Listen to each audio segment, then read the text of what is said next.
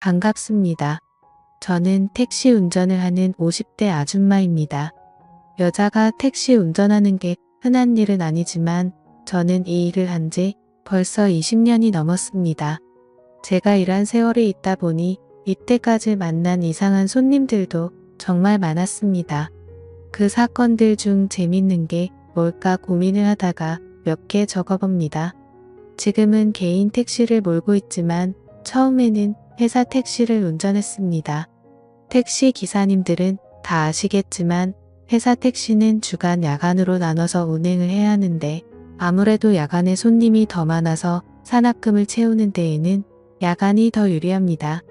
참고로 산악금은 회사에 줘야 하는 금액입니다. 하지만 혼자 운행해야 하는 택시는 야간에는 그만큼 위험한 일도 많습니다.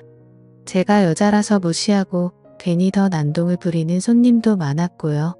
야간에는 대부분의 손님이 취객이기 때문에 어떤 사고가 있을지 모르기도 하고 손님이 모르는 길로 운전하면 돈 더 받으려고 돌아간다며 머리채를 잡는 손님도 있었습니다.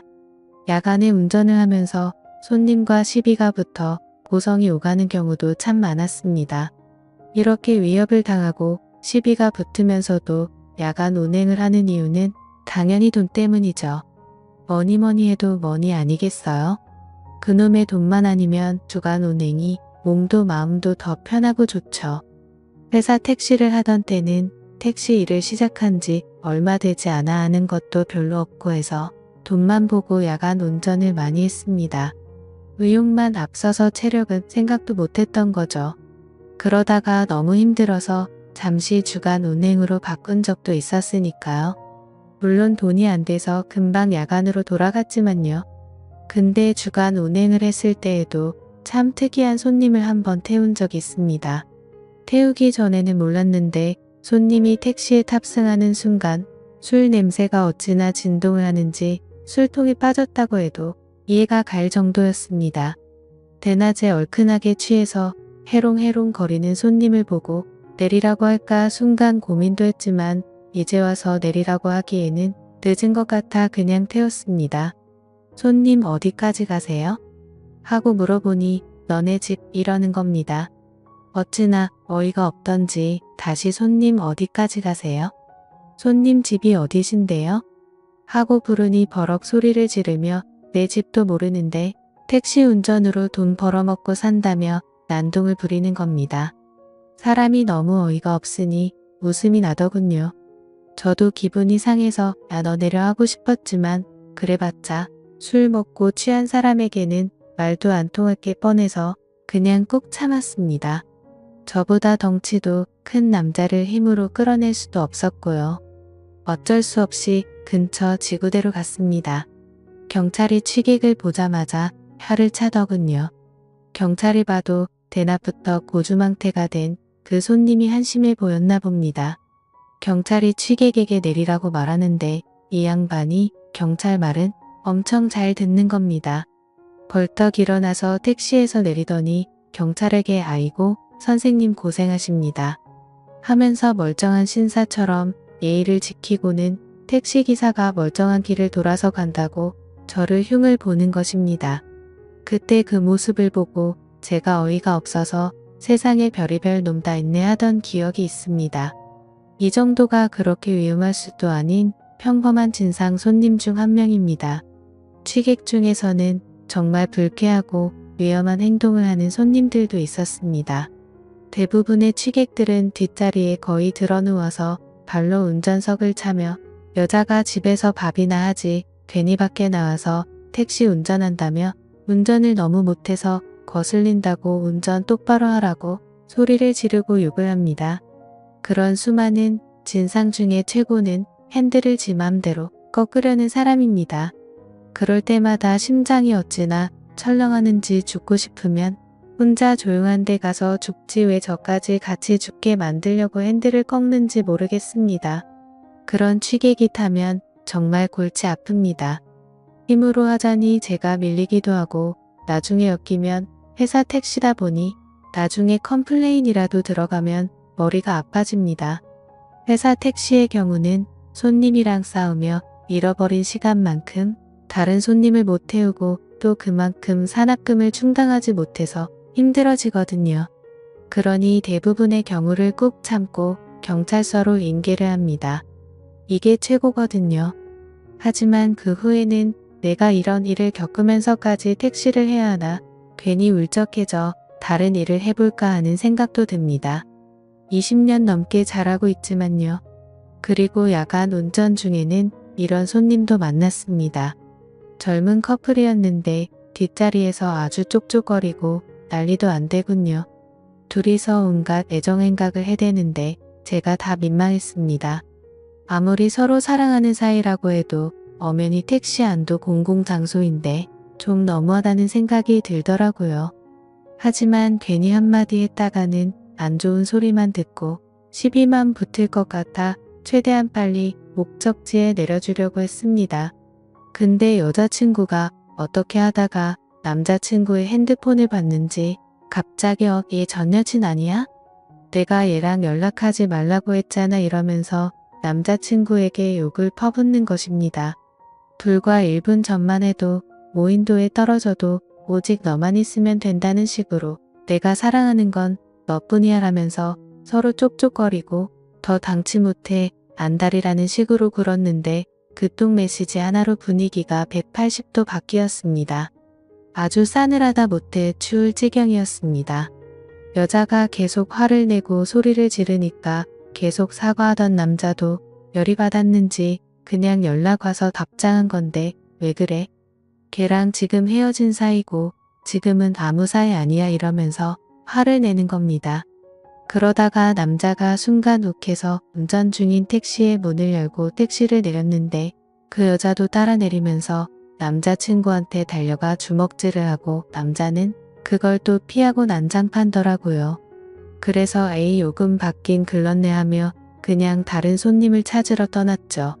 그 모습을 보면서 우리 애들은 저런 짓 안 하고 다녀야 될 텐데 하는 생각도 들었습니다.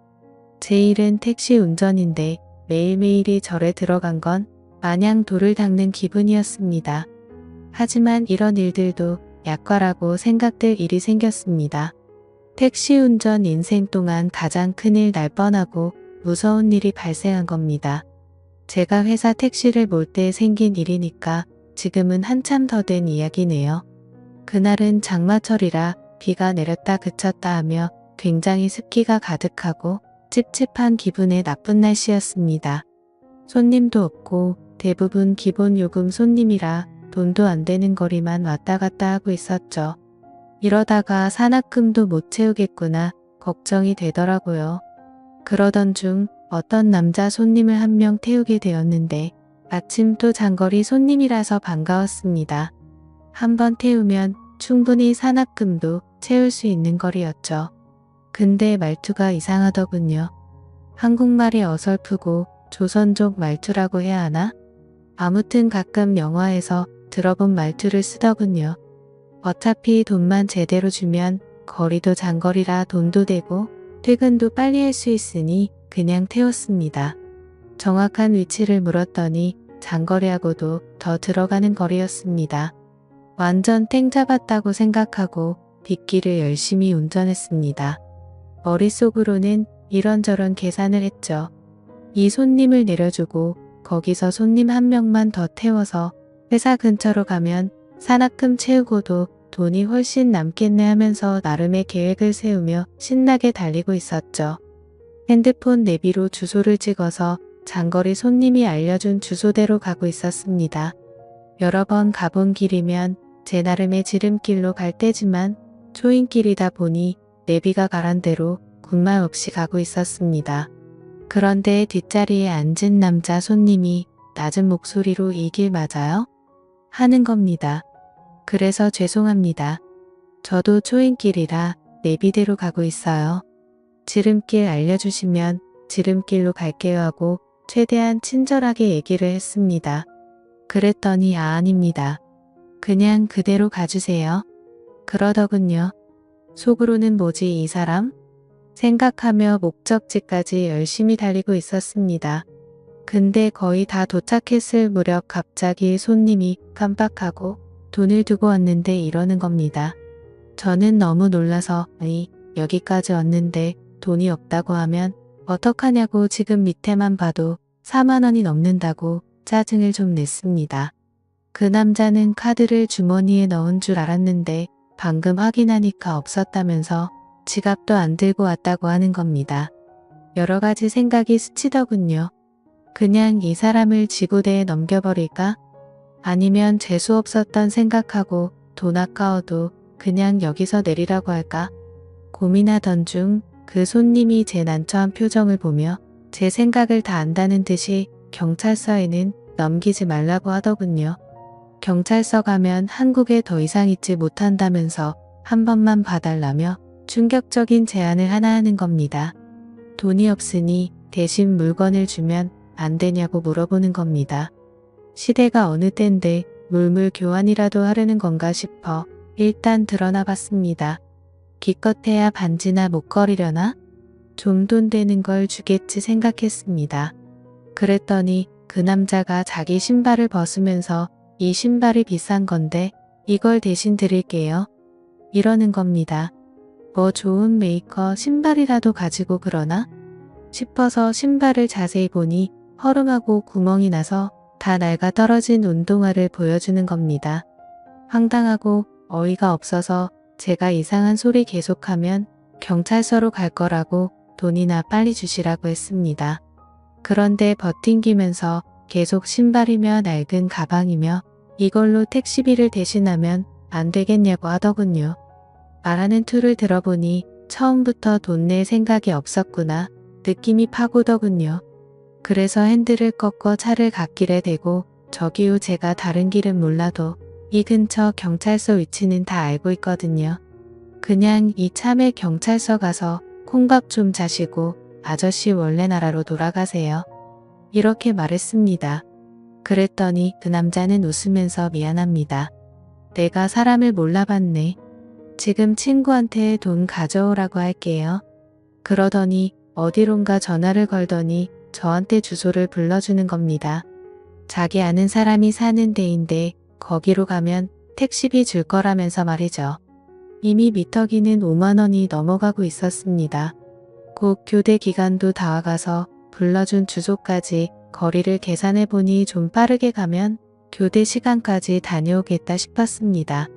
5만 원을 그냥 날리기엔 아깝기도 했고 그냥 빨리 다녀와야겠다 생각했습니다. 그 남자가 불러준 주소지로 내비를 찍고 달렸습니다. 솔직히 그때 수상하다는 걸 눈치챘어야 했는데 그놈의 돈이 뭔지 5만 원을 받을 수 있다는 생각에 수상하다는 생각도 못했습니다. 지금 생각해보면 너무 수상한 일인데 말이죠. 비는 계속 내렸다 그쳤다를 반복하고 주소지로 가는데 역 근처의 번화가 근처인 겁니다. 그래서 어디로 가야 되냐고 자세한 길 좀 알려달라고 물어보니 그 젊은 남자는 나이트클럽 쪽으로 안내하더군요. 거기는 아무리 봐도 사람이 사는 곳으론 안 보여서 아저씨 여기 나이트클럽 근처 맞아요? 하고 물어보니까 자기도 처음이라서 모른다는 겁니다. 그래도 일단 가면 친구가 나와서 돈 준다고 했으니까 그냥 계속 가라고 하더군요. 그런데 너무 불안해서 차를 멈추고 아저씨 친구분 전화번호 좀 주세요. 여기 차도 많고 길을 잘못 든 것 같아요. 이 길이 맞는지만 물어볼게요. 했습니다. 그 조선족 남자는 저를 훑어보더니 제 폰으로 전화하세요 이러면서 폰을 건네주는 겁니다. 지금 생각해보면 제가 전화하면 제 핸드폰에 그 번호 기록이 남으니까 자기 폰을 준 것 같습니다. 저는 그때까지도 전혀 의심을 안 하고 있었기 때문에 그냥 그 남자의 휴대폰으로 전화를 걸고 상대가 받기만을 기다렸습니다. 그런데 상대가 전화를 받자마자 저를 휴대폰 주인으로 착각했는지 야 빨리 데려와? 묶어놓을 준비 다 해놨다 하는 겁니다. 그 말을 듣는 순간 이거 뭔가 이상하다 하는 생각이 들었습니다. 보통 같으면 택시비 얼마 정도 나왔는데 라던가 언제 도착해 내려가 있을게 라고 하는 게 맞는데 묶어놓을 준비가 다 됐다고 말하는 건 왜일까라고 생각하는데 순간 인신매매가 생각나며 소름이 돋더군요. 그 무렵쯤에 중국인들이 인신매매를 하려고 사람을 납치해 간다 뭐다 하는 소문이 돌기도 했고 여자 혼자 다니다가 납치를 당했다 하는 소문도 종종 돌았거든요.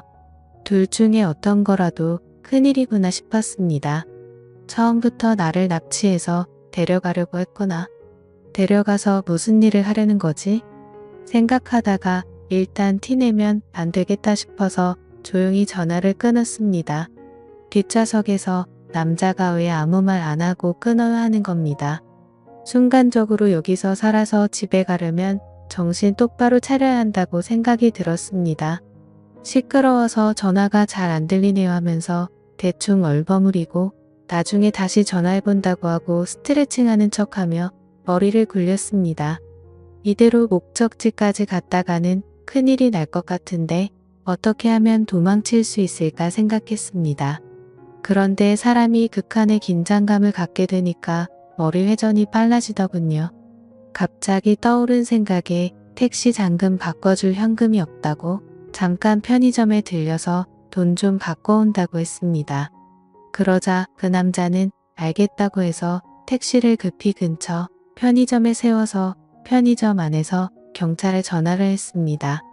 편의점 유리문 밖으로 택시를 쳐다보며 통화를 하며 이런 상황이니 도와달라고 말하며 통화가 5분 이상 길어지니 제 택시 뒷좌석에서 그 남자가 내리더니 도망을 치는 겁니다.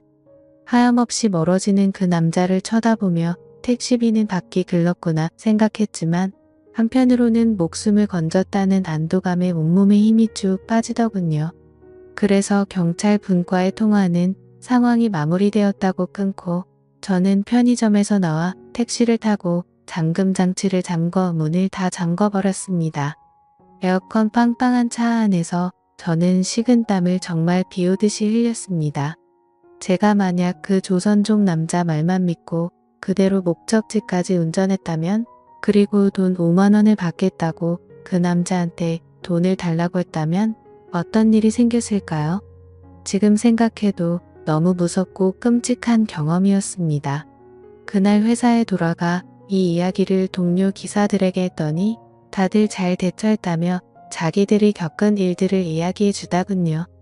어떤 기사님은 옛날에 현금으로 택시비를 받으려고 했는데 뒷좌석에서 칼을 들이밀며 돈을 뺏어가는 강도를 만나기도 하고 고생하신다며 음료수를 주길래 아무 생각 없이 마셨다가 계속 배가 아파 병원에 간 일도 있었다는 겁니다.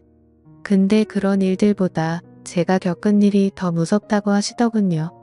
하긴 제가 눈치를 못 챘으면 돈은커녕 제 목숨을 잃었을 수도 있었던 일이니까요. 그 후로는 비가 오는 날 밤에는 혼자서 택시를 잡는 사람은 경계하게 됐습니다. 저도 모르게 트라우마가 생긴 것 같습니다. 세상 살다 보면 이런 일도 있고 저런 일도 있겠지만 저도 나름 별의별 일을 겪었다고 생각하며 이렇게 사연을 보내봅니다. 제 이야기들을 끝까지 들어주셔서 감사합니다.